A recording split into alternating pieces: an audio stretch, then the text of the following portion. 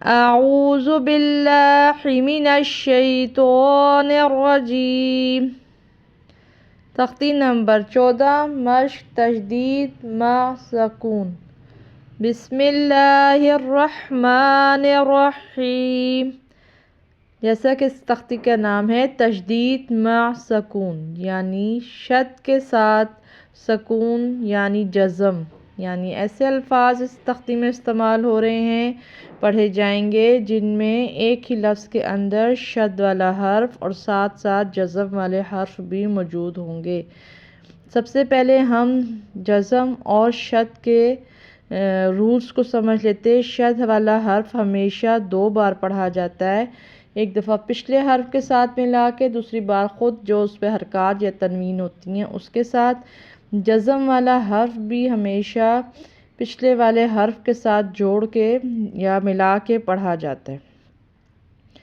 جزم یعنی سکون اسے کہتے ہیں، یعنی کہ اس پہ جب جزم آ جائے تو اس کو پچھلے والے حرف سے ملایا جاتا ہے، ایک بار پڑھا جاتا ہے۔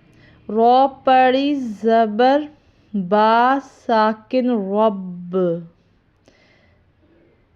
چونکہ با پہ شد تھی ہم نے رو کے ساتھ اس کو ملایا ہے۔ با پڑی زیر یا ساکن بی ربی۔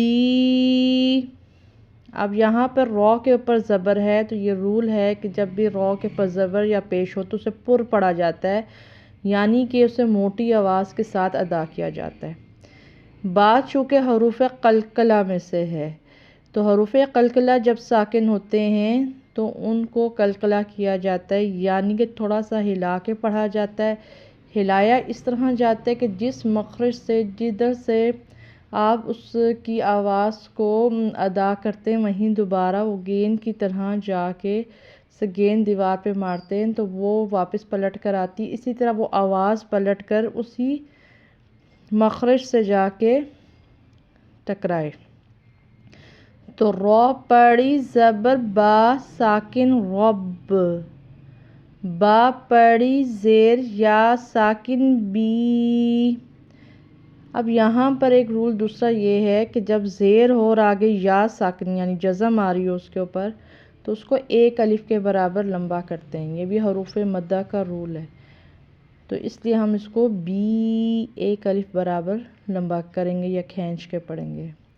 آسان لفظ ہے، پریکٹس کریں، انشاءاللہ جلد سمجھ میں آ جائے گا۔